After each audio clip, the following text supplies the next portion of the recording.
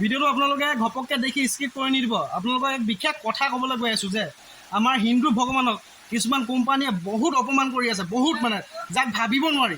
আপোনালোকক মই সেইবোৰ সকলোবোৰ দেখাই দিম, কিন্তু আপোনালোকে কথাবোৰ অলপ বুজি ল'ব।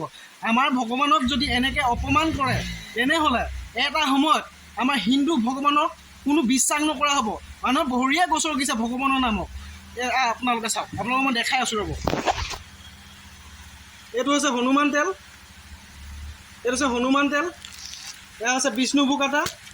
ইয়াত কাৰ নাম আছে?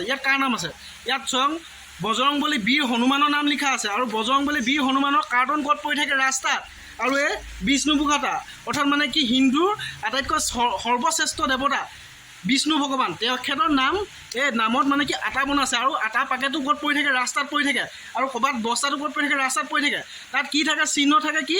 বিষ্ণু ভগৱানৰ। আৰু কাৰ্টনটোত কি চিহ্ন থাকে? হনুমান। এনে অপমানসূচক কাম আমাৰ ভগৱানৰ ওপৰত কৰি আছে, আৰু আমাৰ কোনো মানুহে মাত মতা নাই। চবেই মাত নমতাকৈ সকলো যি চলি আছে চলি থাকক, মানে কোনো মাত মতা নাই।